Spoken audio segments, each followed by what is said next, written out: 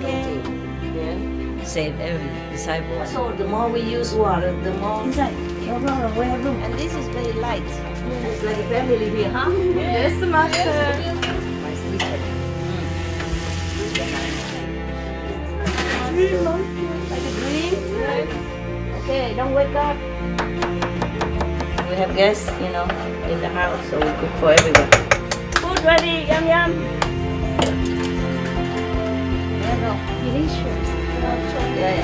He ate already lunch and he ate his lunch already. He just like to feel the love. Okay, just a snack, alright? Come away, come away.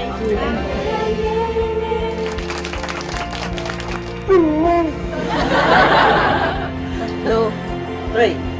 What is that? I got anyway.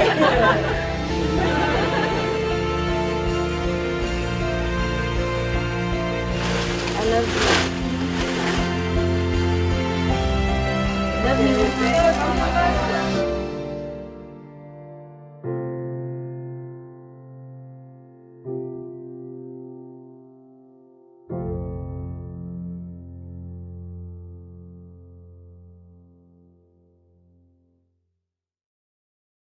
Everybody good? Oh, your sock looks so clean. How? How you clean it? How you wash it? Huh? 新的 New, huh? So nice to go out shopping like that. Okay. I was thinking.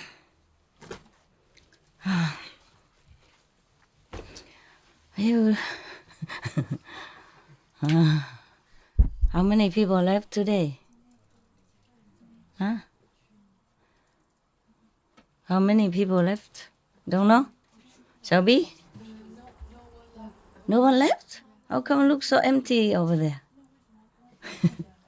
It's not? Okay. Something wrong with me? Yeah. Ah, it's funny. Just one second, okay? Before I forget. Oh, it's all about dogs, huh? Don't forget it then. Thank you. Darling. I was thinking some sutra, but it's not. Excuse me. Yeah. Okay. There's one guy here, he's left. Oh, he's there. That's good. Every day I'm checking who is not there. This is for you. I don't have something for you today. Only 2 guys, and you didn't have. Just some symbol of love, okay? Not the same, of course. Vietnamese? Taiwan. Taiwan?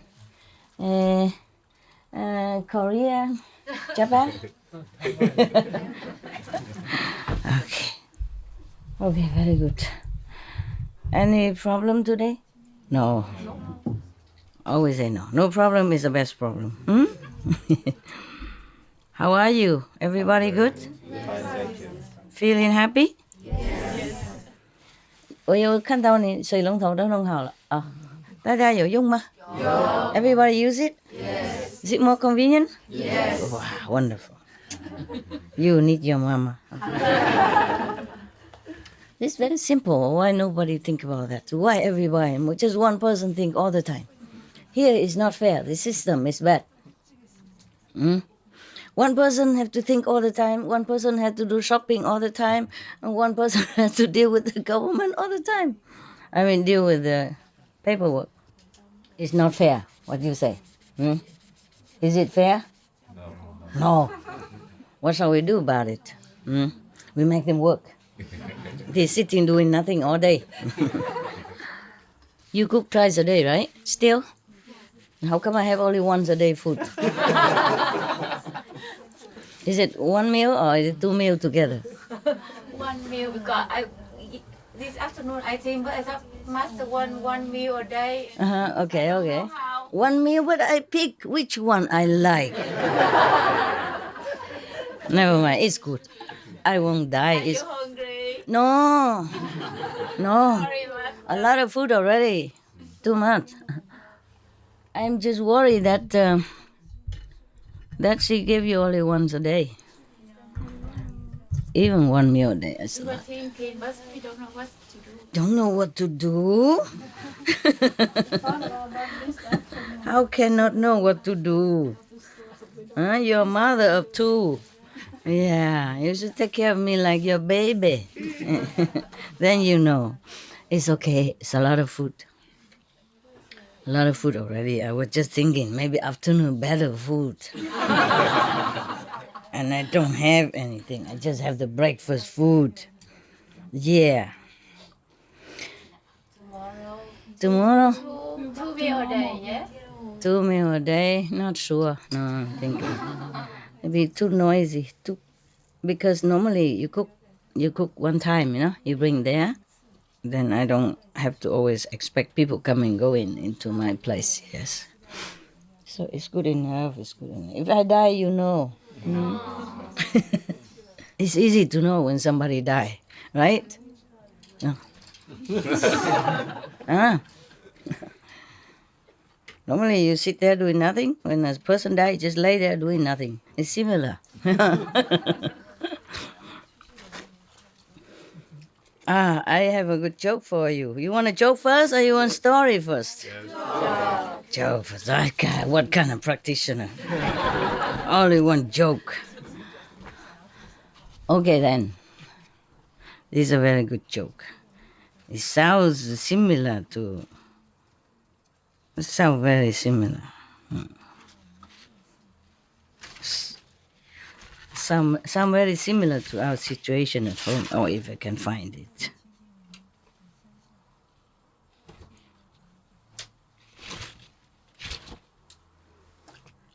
Here. About gardening. About garden. All about garden. God and San Francis were having a conversation on the subject of lawn, grass. Garden. And God, point, Frank. God, point, mean God is speaking, okay? God and 2 point. Frank mean San Francis. We call him Saint Francis, but God doesn't call anybody Saint Francis. Yeah?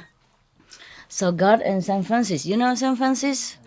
Italy, San Francis of Assisi, he was a vegetarian or maybe vegan even. At that time they don't use the word vegan, but probably was how you say, vegetarian. At that time they probably drink some milk or eat some cheese. Yeah, okay. In any case, he's a animals protector, yeah, and lover. And he also he likes trees and stuff. Protect them, protect nature. So I guess in this conversation, San Francis already gone up, yeah. So God was talking to him. God say, Frank, yeah, just like I said, John, Josh. You know all about gardens and nature. What in the world is going on down there in the Midwest or wherever? Yeah, in the world, yes. We don't say Midwest, so people might think we just pick on them. So I say, what in the world is going on down there in the world? What happened to the dandelions, the violets, thistles and stuff, etc.? I started eons ago. I had a perfect, no maintenance garden plan. Those plants grow in any type of soil, withstand drought, and multiply with abandon. The nectar from the long-lasting blossoms attracts butterflies, honeybees, and flocks of songbirds. I expected to see a vast garden of colors by now, but all I see are these green rectangles. So San Francis, ... point, yeah, 2 point.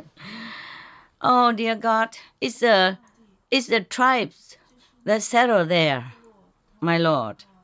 The suburbanites. They started calling your flowers weeds and went to great lengths to kill them and replace them with grass. Yeah. I tell you my story later. If you remind me, okay? Yeah. So God, 2 point. Grass? But it's so boring. God said, yeah. It's not so colorful. Right? Not. Yeah. It doesn't attract butterflies, birds, and bees, only grubs and worms. It's temperamental with temperatures. Do these suburbanites really want all that grass growing there? So San Francisco, oink, oink. Apparently so, my lord. They go to great pains to grow it and keep it green. They begin each spring by fertilizing grass and poisoning any other plant that crops up in the lawn. That's correct, right? Yeah. That's what most people do. Yes. Yeah. God, boink, boink. The spring rains and warm weather probably make grass grow really fast. So that must make the suburbanites happy, huh? God asked. So San Francisco, boink, boink. Apparently not, Lord. As soon as it grows a little, they cut it. Sometimes even twice a week. That is all true. Yeah. I always wonder what the humans are doing all the time. So God, point, point, yeah, 2 point. They cut it. Do they then bale it like hay? You know, tie it together, or roll it, like the hay after harvest. San Francisco, point, point. Not exactly, Lord. Most of them rake it up and put it in bags. God, point, point. They bag it? Why? Why do they bag them? Is it a cash crop? Do they sell it? Poor God. This is all very strange to him.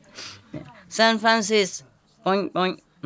No, sir, no, sir. Just the opposite. They pay to throw it away. Yeah. More money, more work. Yeah. So God, point, point. Now let me get this straight. God is lost. God could not understand humans. So he said, now let me get this straight. They fertilize grass so it will grow, correct? Yeah. And then when it does grow, they cut it off, correct? And even pay to throw it away? San Francisco, oink, oink. Yes, sir. God, oink, oink. These suburbanites must be relieved in summer when we cut back on the rain and turn up the heat. That surely slows the growth and saves them a lot of work, no? So God is very, very compromising. Whatever, they're happy, okay, you see?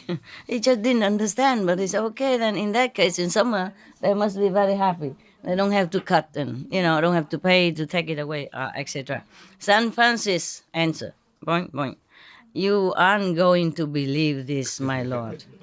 When the grass stops growing so fast, they drag out hoses and pay more money for the water. so they can water it, so they can continue to mow it and pay to get rid of it as usual. God, boing, boing. What nonsense. At least they kept some of the trees. That was a sheer stroke of genius, if I do say it to myself, meaning he created trees and it was very good and he's proud of himself. The trees grow leaves in the spring to provide beauty and shade in the summer. In the autumn, they fall to the ground and form a natural blanket to keep moisture in the soil and protect the trees and bushes. Plus, as they rot, the leaves form compost to enhance the soil. It's a natural circle of life. San Francisco, point, point. You better sit down, dear Lord.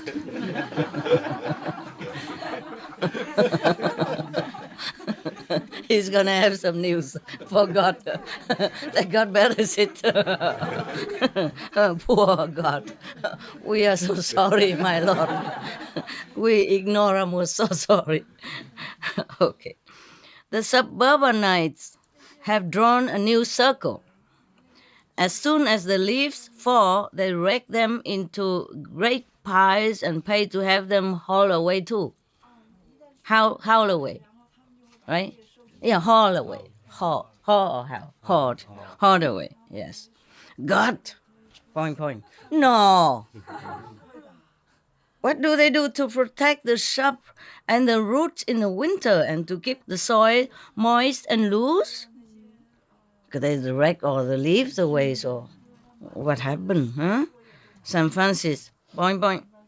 After throwing away the leaves, they go out and buy something which they call mulch. They haul it home and spread it around in place of the leaves. More money, more work. Oh. God, point. And where do they get this mulch? Oh, St. Francis, point. They cut down the trees and grind them up to make the mulch, dear Lord. God, point. Okay, enough. I don't want to think about this anymore. Saint Catherine, you are in charge of the arts. What movie have they scheduled for us tonight?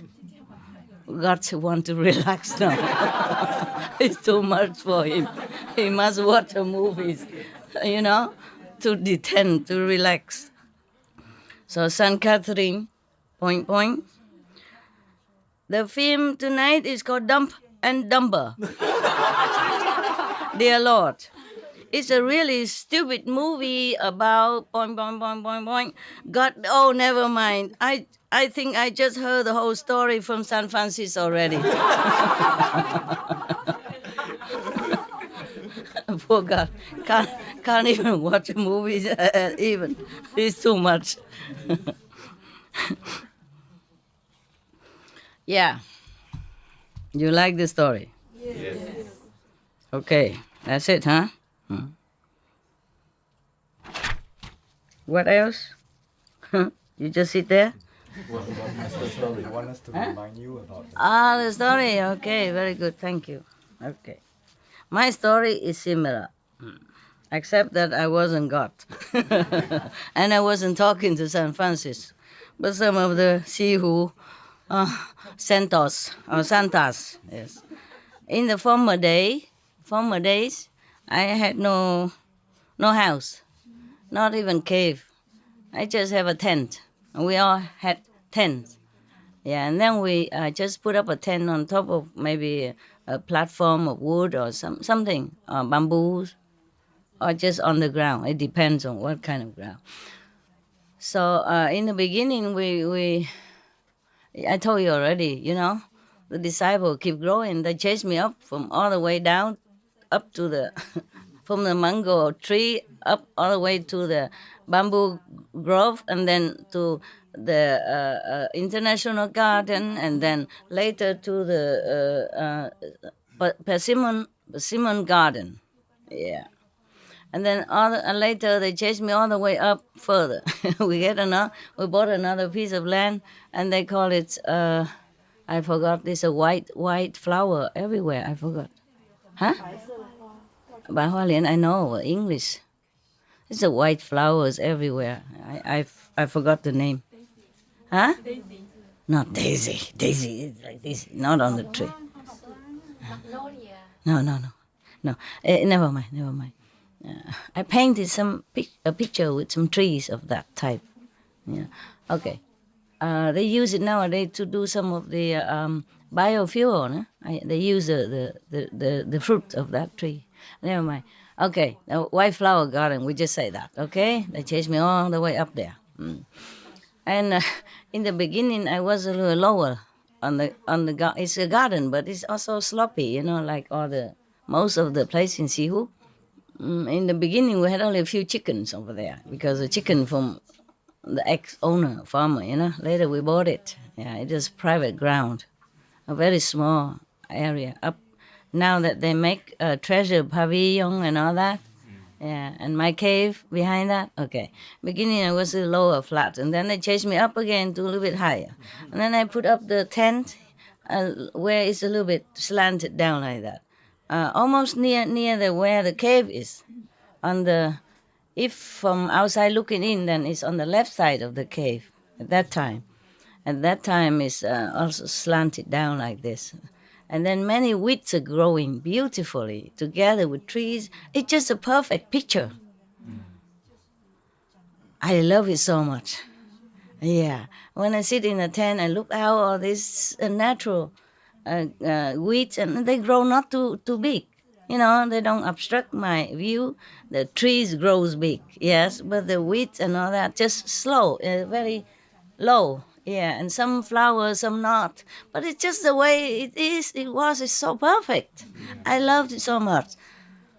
But I made a mistake. When I talked to the resident, I said, I love my place, all these weeds growing in front of my tent. It's beautiful. Whenever I came back from lecture or something, I sit there, I feel so nice, so relaxed, right in front of my tent. The things grow naturally, beautiful. Okay? They took note of that. The next lecture tour, I went. Some weeks, some months or something later, I came back. No more weeds, nothing. They make it all flat. They dig the ground. They plant grass. Planted grass. Oh, I was beside myself with,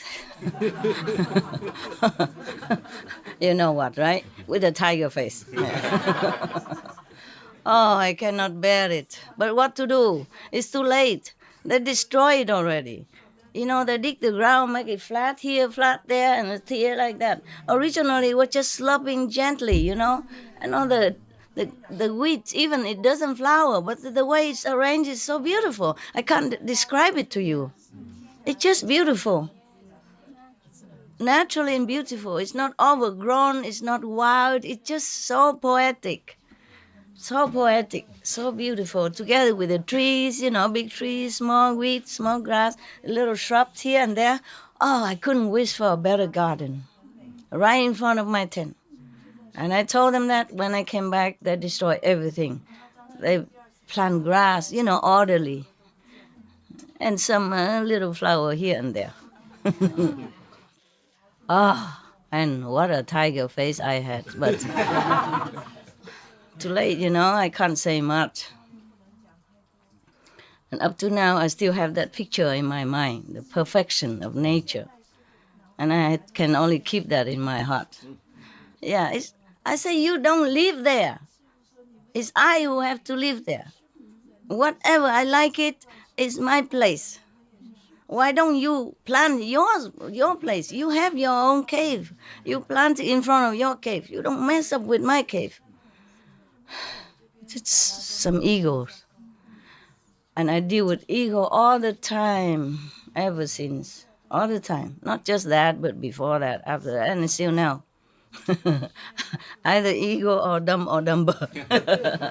So I very much sympathize with our Lord God. I also couldn't understand, let alone God, I say, you cannot understand human. Even I, in a human form, I can't understand them. How about you? How would you? This is the thing. Okay. Now we have another story. I say it's not so bad, but just to erase this memory.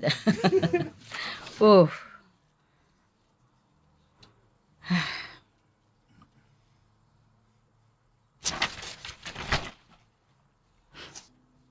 Oh, where was the story? This is a little bit mundane, so I choose some good one, okay?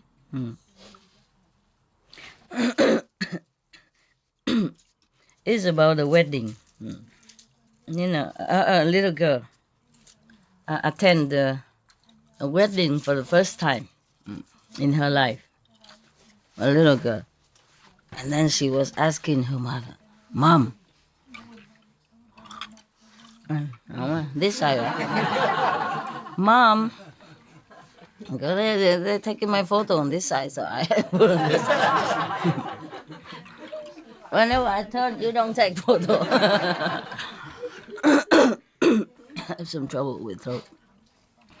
The little girl whispered to the mom, a mother, and said, Mom, how come the bride dressed in white? So mother say, yeah, because white is a color of happiness. And today is the happiest day of her life. You bet. That's the only happiest day of her life. I think.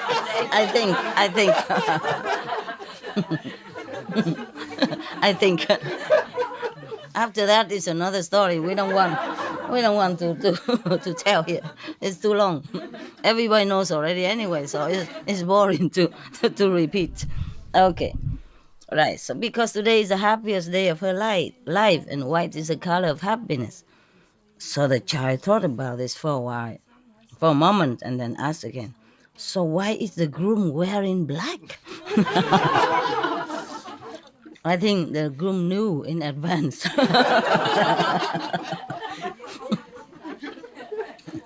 From now on, from that day on, prepare, Okay, it's so fun. But how come everybody knows? Everybody got married now. Why? Are your marriage happy? Mine was happy. Yeah, I don't mind marrying again. Yeah, because mine was very happy. Yours? Yours? No, sorry. No. Some? Yes, not married? Okay. No, I don't mind to marry again with that husband, not with anybody else. I don't think it will be the same. Okay. The children, and this is another story, okay, about children and God. The children were lined up in the cafeteria of a Catholic elementary school for lunch. At one end of the table, there was a large pile of apples, and the nun had posted a note on the apple tray saying, "Take one only." Sound familiar, yeah. Take one only, God is watching. That's a note that she wrote. And then the children moving further along the lunch line at the other end of the table was a large pile of chocolate chips cookies. So a little child had written a note or put on there and say, "Take all you want, God is watching the apples only."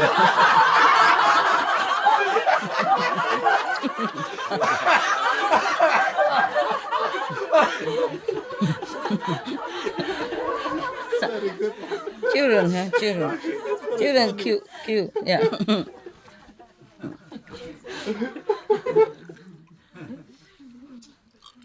And the child, a little boy opened the big family Bible, was reading. He was fascinated as he, turning pages. Suddenly something fell out of the Bible. He picked it up and looked at it. What he saw was an old leaf that has been pressed in between the pages. "Mama, look what I found." So the mama said, "What have you got there?" He was very astonished and said, "Ma, I think it's Adam's underwear."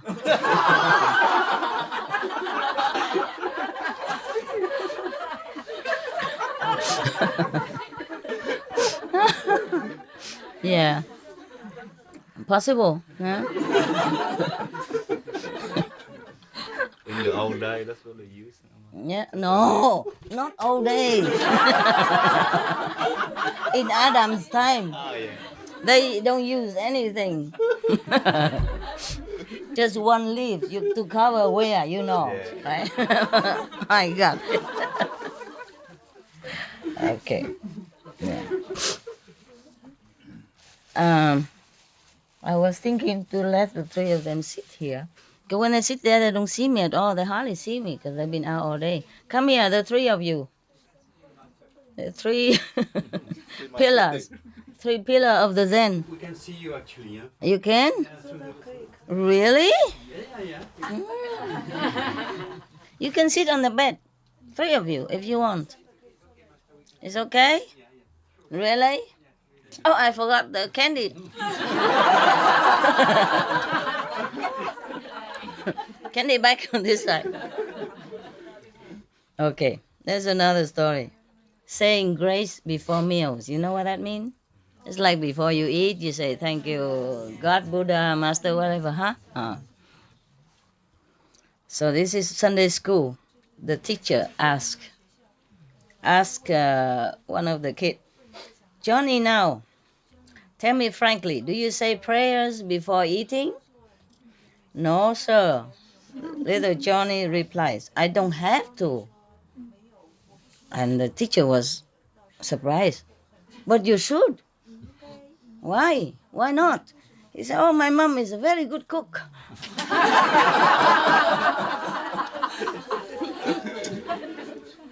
We don't have to pray so the meal tastes good.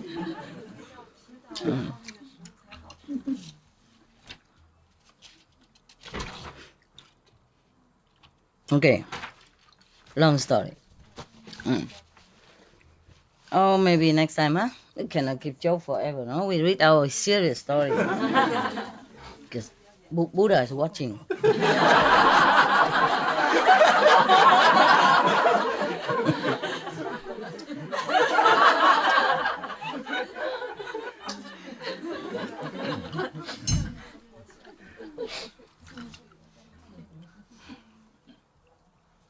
Okay.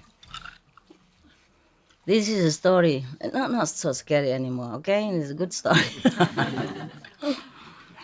My God, Buddha reincarnation, huh? Many incarnation, a very scary story, huh? Such a scary and extraordinary sacrifice.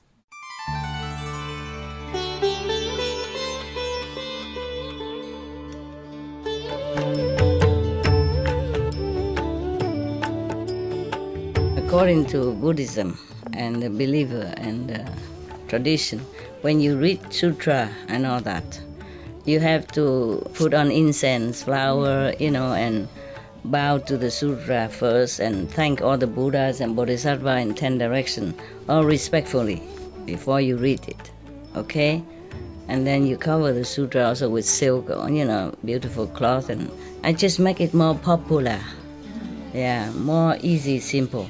And I apologize to all the Buddha. I say if I done something wrong, according to the tradition, my heart is full of respect. It's just that I cannot always do that. So please, all the sin, whatever I've done wrong, is all on me. At least other people, they hear the names of the Buddha, according to the sutta, they will get benefit. Yes. Okay, this is a story about a monk called Celestial Jewelry. Yeah. First, I have heard one time the Buddha was in Save country in the garden of a charitable nobleman and the Prince Gida. In this city, there was a noble family, a nobleman. His wife had just given birth to a boy, which is very, very good looking. And in the middle of, while giving birth to this boy, suddenly from the sky, a lot of jewels raining down, like gold, silver, semi-precious stone, precious stone, all kind of stones, all kind of beautiful, tiger eyes and diamonds, all kind of precious stone rain down on the yard, full. The yard is full of jewel. Oh, everybody was so excited. The whole village people came to look and help them to pick up all the jewel. I hope they help to pick up the jewel.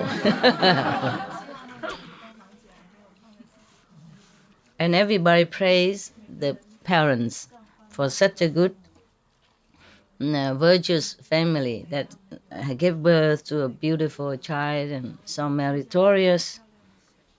And they said to themselves, this is a rare, truly rare phenomenon. Since times immemorial, we never saw, probably never happened like this.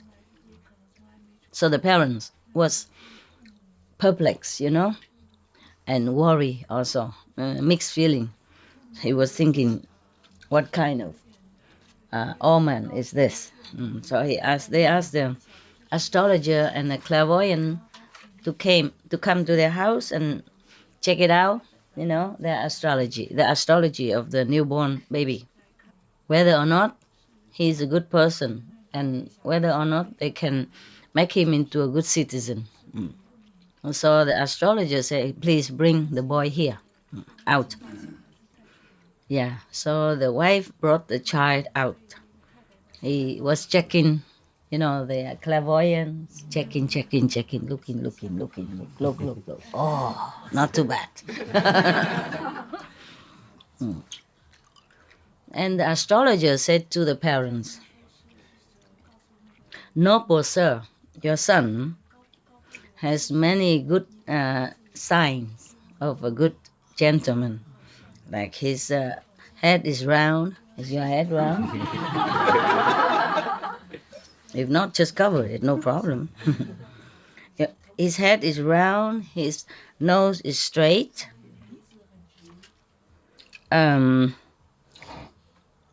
His ears is full.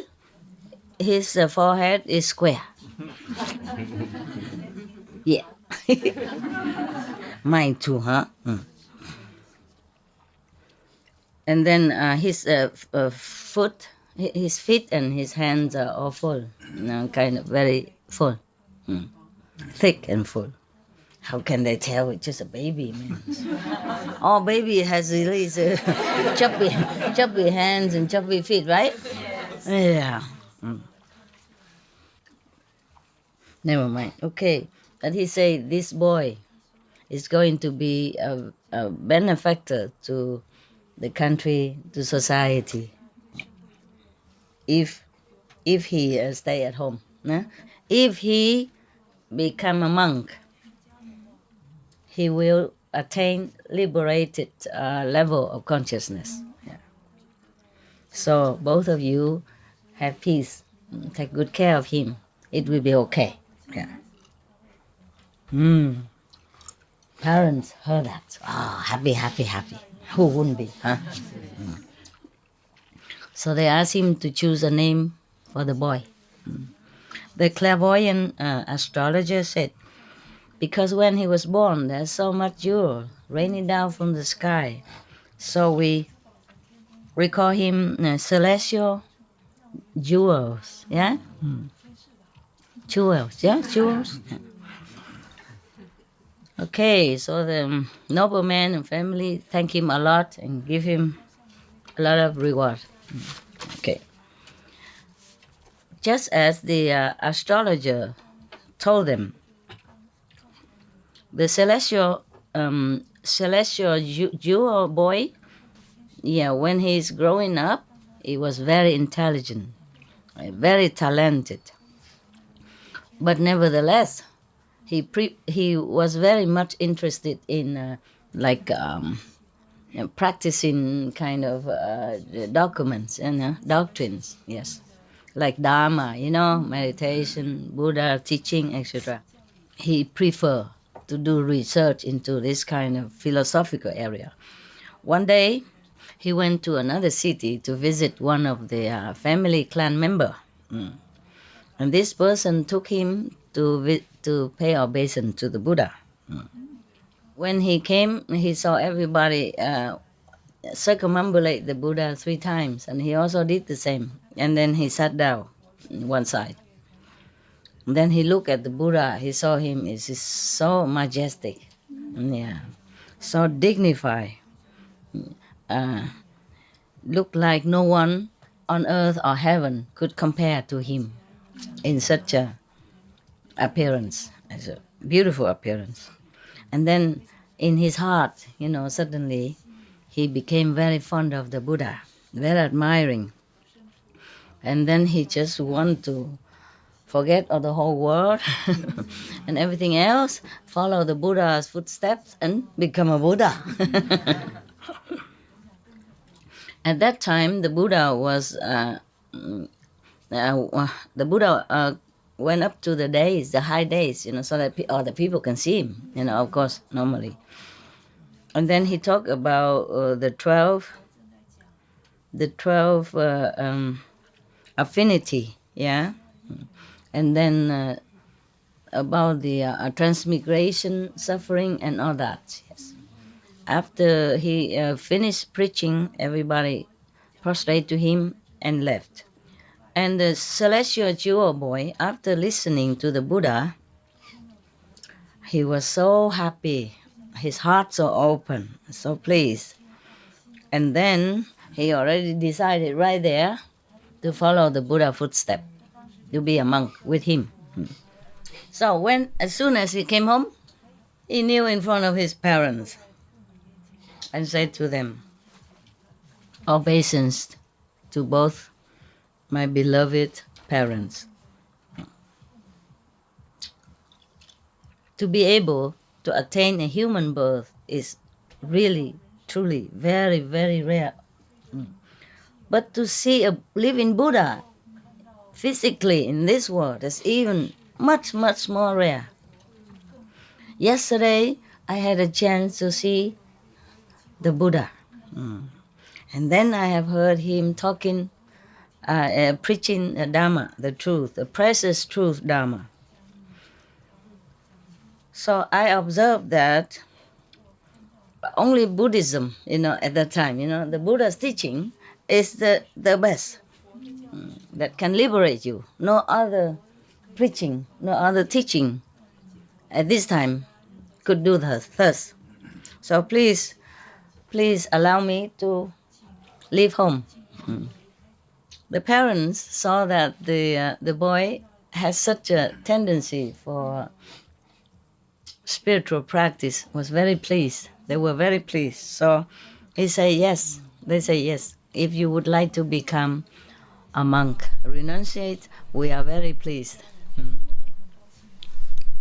So after getting the permission from the parents, he prostrated to them, and then he left and go find the Buddha.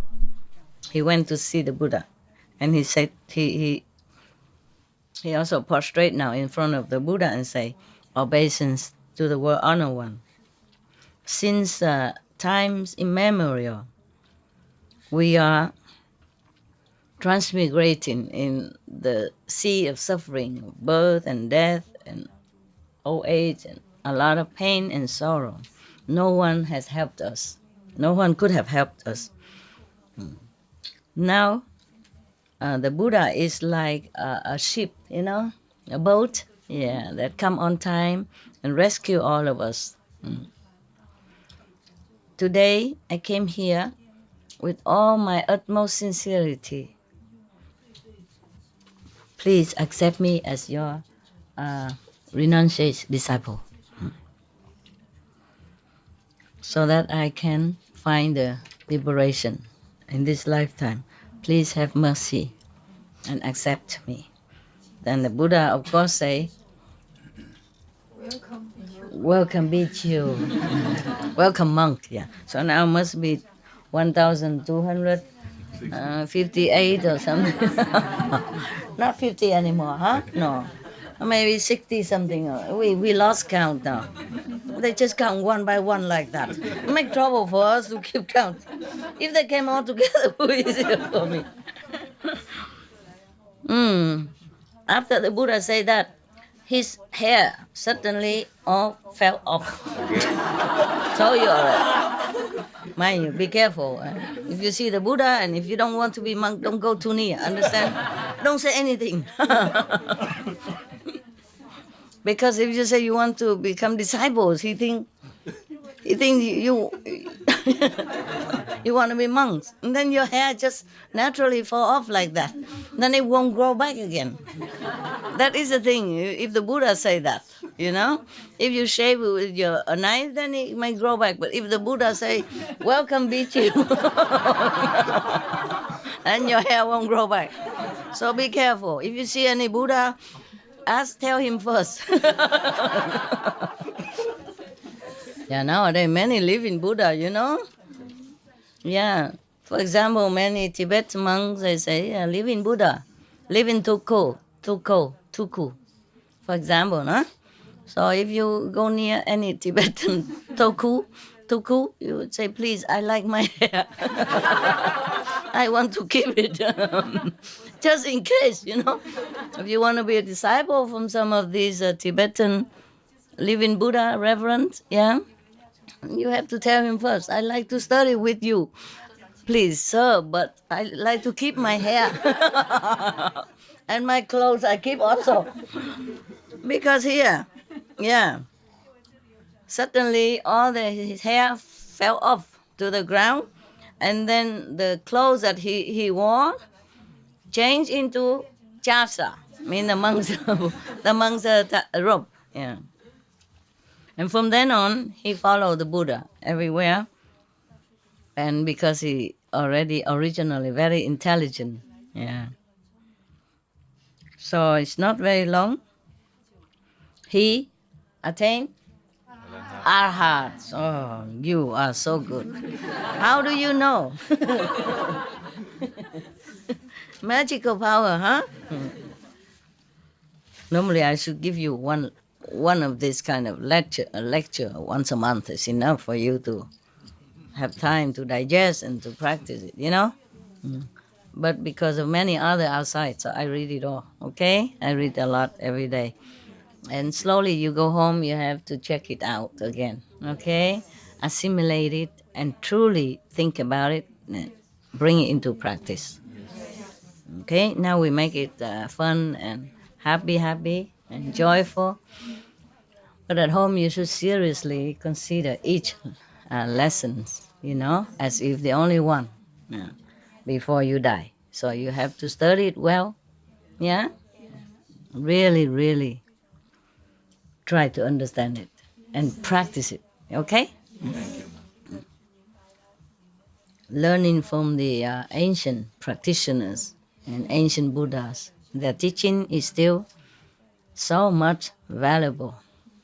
Anytime, these teachings are timeless. Yes, the same with the teaching of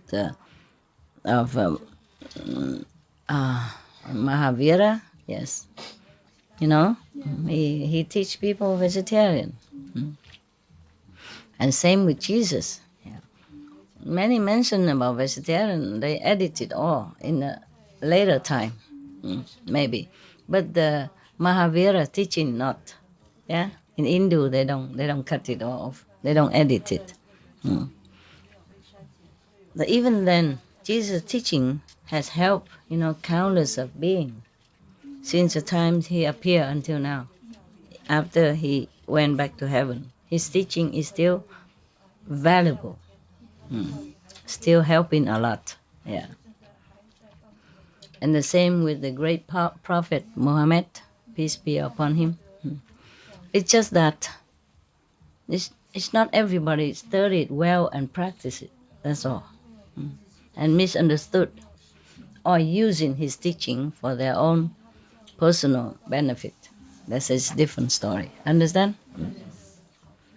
Okay, now. Yeah. So from now, after that, this celestial jewel never had to go back, transmigrating in this three word again. Liberated. Yeah. One day when it's a little bit all relaxing and not too much work, Anand, would like to know this background of the celestial jewel. So I came in front of the Buddha and prostrate to him and say, obeisance to the world honored one. please tell us what kind of good deed, that celestial jewel Bichu saw in the former life, that now when he first born, he's already have a lot of jewel raining down from the sky for him. And then whatever he like to eat, it will appear in front of him. He didn't even need to go shopping. How convenient. How convenient.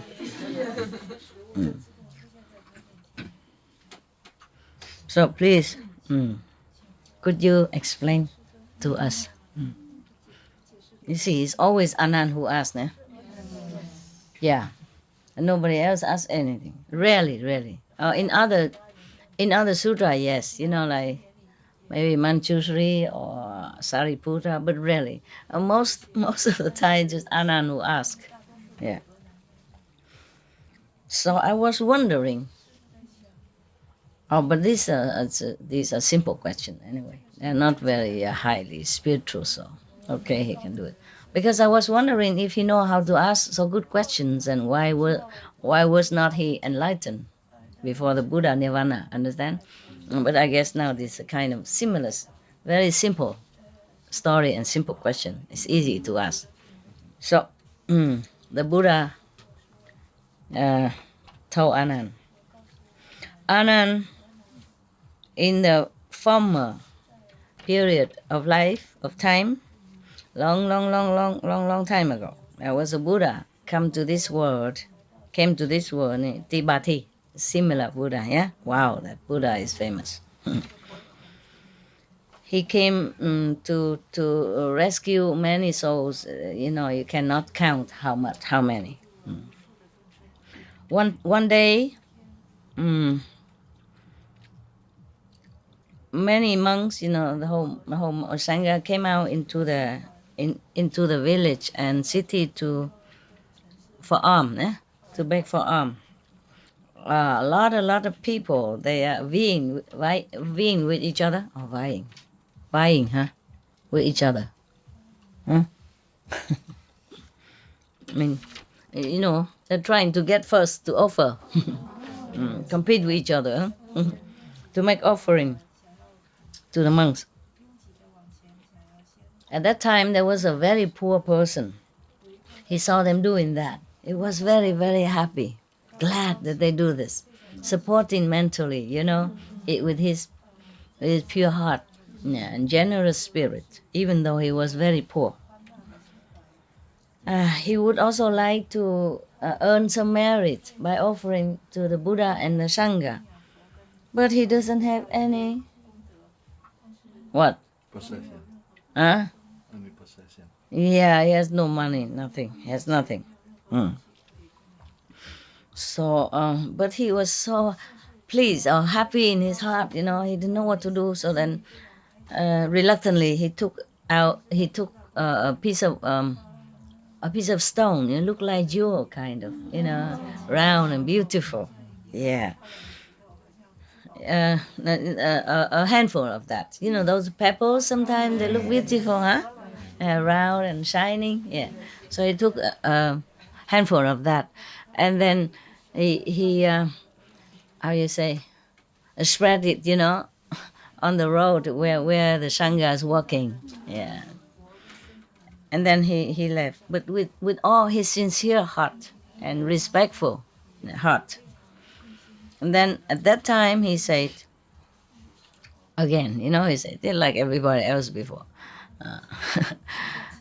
please give me the blessing so that life after life I will have a long life and born in a noble and rich families. And then also have liberating way of practice, just like all of you reverends. It is always rich and famous first, and then liberating after. Yeah, and that's what he will get, I think. Anand, you should know, the poor person who make offering with the pebbles at that time, with all his heart, have faith in the three jewels, mean the Sangha, the Buddha, the Sangha, and the Dharma. Yeah, have the utmost faith in the three jewels. don't get confused with the jewel that he got now. 3 jewels mean the Buddha, the Sangha, and the monks. Yeah, okay. They liken in the former time. People liken this is like jewels. You see, so 3 jewels. That means the three the 3 pillar of Buddhism. Yeah, the Buddha, the Sangha, and the Dhamma. Yeah. Because of that, it's 91 aeons past. He has always derived a lot of rewards, and always wherever he's born, always very have peace and richness, and everything he needs, he always has. Yeah, and even nowadays, he has good affinity enough to meet me and attain a heart. The liberation. Yes. So at that time, all the people in the assembly hearing the Buddha first, they all aspire to make more offering. Yeah, and how you say, really appreciate the merit that any offering brings to them. Yeah. And then because of that, many people attain different levels of consciousness at that time. I guess he was not just saying that, but he gave initiation too. Just like whenever I give initiation, different people see different light, different level, like that. Yeah, I don't just talk. Just afterward give initiation. That was before when I went around the world and do that. Yeah. Okay, so everybody happy, bow to the Buddha and get out. I mean, go home. Okay, huh? All right. Every day one story. Good enough.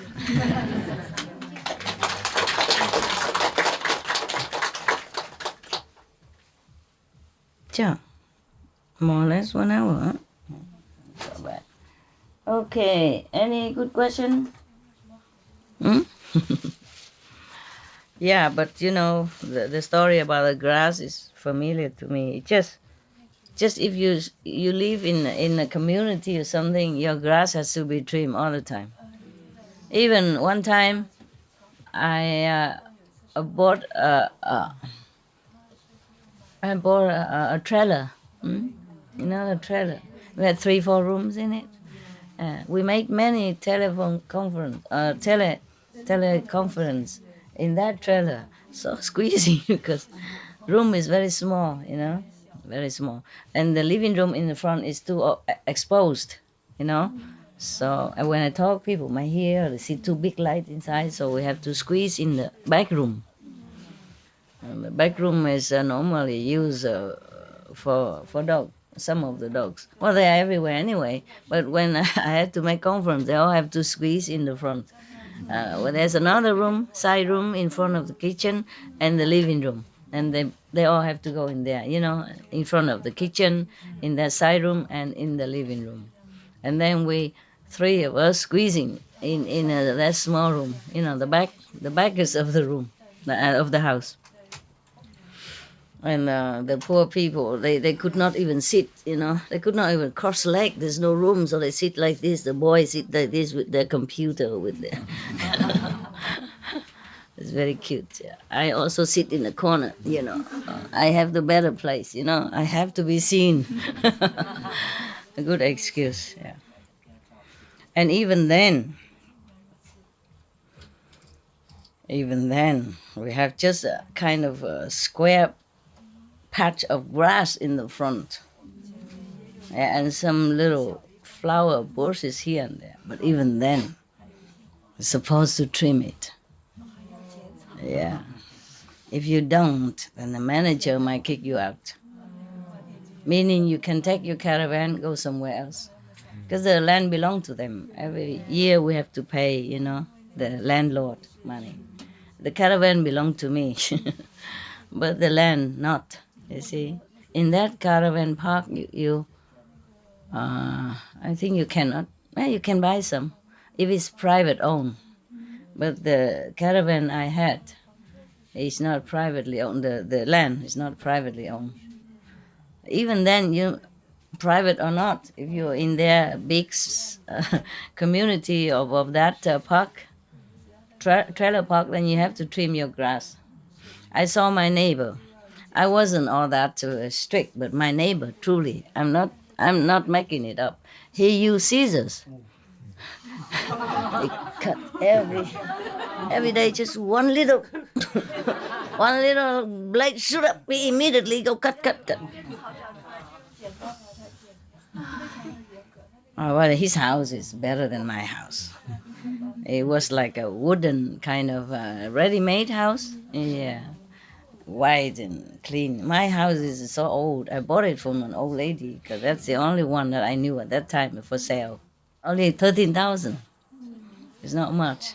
And immediately move in, Yeah. So we were happy. I was happy to have a place. Otherwise, how do we do all these conferences? The time is kind of pressing, pressing. I was so happy to get it. I don't live there anymore. It's all sold now. Yeah. It's a colder country, It was in Belgium. Yeah. But in winter it's beautiful. It's near the beach, though. Near. You can walk about 1 kilometer from the beach.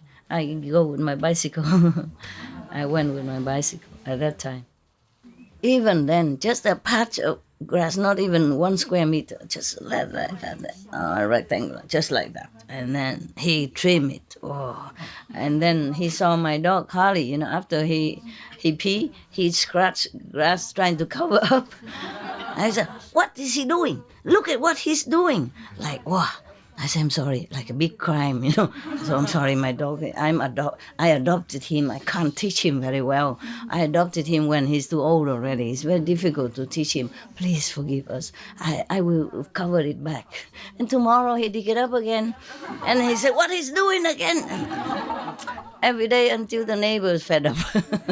So he looked the other side, and the dog also looked the other side. Don't care no more. Every time I see the neighbor come out, I humbly try to cover it, and I guess he feels satisfied that I really am scared, that I'm scared of him, and I do this humbly, So he feel not too bad, but if you argue with him, then it would be worse, He might report to the manager or something, yeah. So he feel good that I confess my sin and that I beg for my dog's mercy, and then he's happy. They were good neighbors. And then I cook curry and all that and bring over to make offering. So, and when I bake some cakes or something, I buy some vegan chocolate and make offering, to the Buddha next door. Then we had very peaceful neighborhood. Not just him, but around the neighbor, eating my cakes, and they're all very peaceful. Lovely, yeah.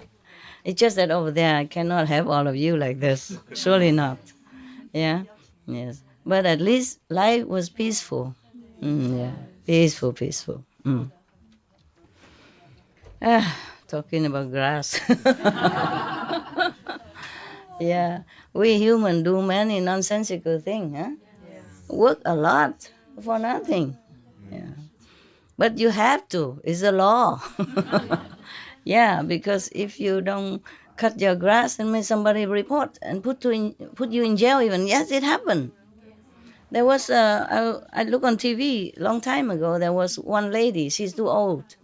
She didn't cut the grass in front of her house or around her house, and the neighbor kept warning her, and then she couldn't do it. She's alone and old, So they reported to the police, and the police really came and put her in jail. Imagine that. Really?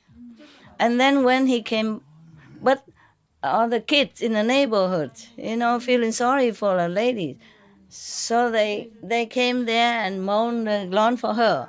So when she came back, it's a happy house, So that after that, the police saw that the grass is mown and clean, tidy, so they let her come home. And she came home to a well-manicured grass. Yeah. My God, imagine. God, do you understand? It's a serious thing. Yeah, it's serious. Whew. Lucky we don't live there, huh? Because my grass are not all that trim, you know. I mean, we trim now and then when the resident feel like to do it. Oh, I send them, but sometimes they do, sometimes they don't. Sometimes they cut a patch here, a patch there. It look even worse. but you know, at least they don't put me in jail. Ah, yeah, what a word, huh? For a piece of grassy garden, you go to jail. It's true, the story, true story. In Germany, it's so much. Germany also? Even if it's our old garden or old home, Yeah. no? If we don't trim the grass and don't trim the trees, and the neighbor get angry. Yeah, yeah, They look all the time. yeah. This is so. I know. Yeah. Some places like that. When I was in Germany, the grass always mown, so it's okay. It's okay. Just that a lot of work, huh? Mm. It's nice to have grass, but this is too serious, no? Yeah. Because in such a community, you cannot just have your garden with wheat growing, with different kind of flowers, all that. When I was in San Jose, I own a mountain, a little mountain. And we never had to mow the grass, you know, and all kind of beautiful flowers, wildflower, you know, with even orchid, land orchid. Oh, beautiful. And okay, I don't know what name, different colors, beautiful. And I always walk around and look, and my heart feels so good, so good. But the neighbors make so much trouble, don't let us pass through and all that. So later I had to sell it again. I still remember that place. I love it. That's almost the only mountain that still has tree. Many other mountains are all, you know, nude. They cut it or it's dead. I don't know why. Yeah, my mountain has a big tree. You know, eucalyptus or all different kind of tree. When I was there, we just use a dry wood to barbecue, to cook every day with that. And we have some caravan and we just live happily. But at that time I was very busy. I always had to go here and there to do lecture. So my time there is always short, and always too short. Always too short. I love that place. I love that time. Just a handful of residents, you know, monks and nuns, and we cook homemade stuff, and beautiful. And every day we sit around the fire and we eat our food and we talk and we laugh, and it was really beautiful. It's like heaven to me. Yeah, very difficult to find such a place again. That mountain is truly untouched. So the wheat, they grow so beautifully, as if some best garden in the world has done it. I guess nobody can do as good. They just grow so naturally, so beautiful, and not messy and not overgrown. It's just beautiful. Yeah. I don't have good luck. I really never wanted to leave that place, but I was an American. I don't have visa to stay long, number one. Number two, I had to go lecture everywhere. Every time I left that place, I feel like I left a piece of my heart there. Because it was so beautiful and quiet. Yes. And the neighbor wanted to, if one piece, we have to buy their land and their house down there. But I didn't have that much money at that time. I had to use it to buy another piece of land for the disciples in San Jose also, but the other one, you know. And then also have neighbors' problem with horse and with water and all kind of, and still have now. No more? Better now? I say, don't bother me. Go see the lawyer. Oh, what happened? They buy it?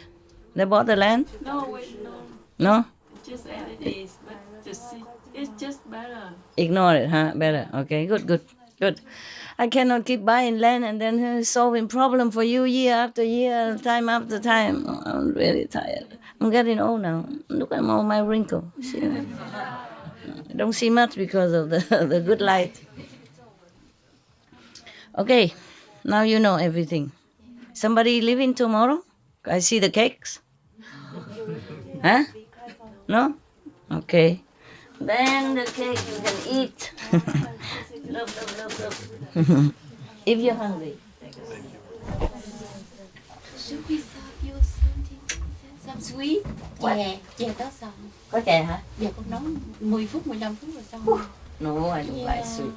Do you don't like sweet? No? Bread? Hay là mì với chả lụa?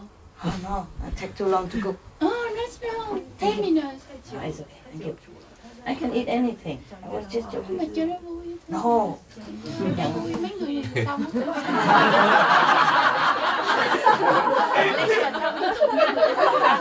Con làm cho phụ ăn cho vui. Yeah. No, it's okay. Tomorrow. Tomorrow. Because I getting fat too. No, it's not bad. I'm getting fat here only. That's the problem. If I'm fat all over, then it's not bad. But I'm fat just here.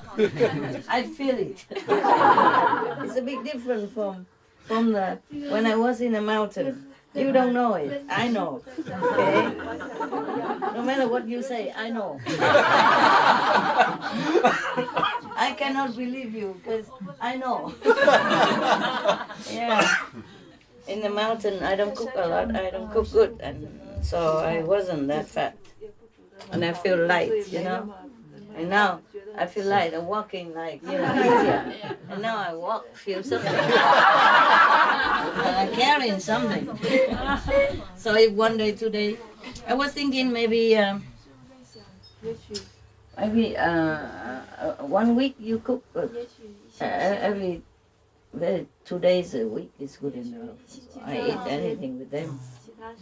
Otherwise they're jealous. They think, oh, eat something good. We Huh? sit and sleep and eat 2 meals a day. And you have to work and only 1 meal a day. Good enough. God, what kind of meal? You know, 1 meal, but what kind? Yeah. Very. Sometimes you cook a lot with the fry and stuff, and then it add on very quickly. And we buy something for you to exercise. You want Crazy, you know. You have to go shopping, cooking, eat a lot, and then have to buy something else. It's like the story of the grass. God help!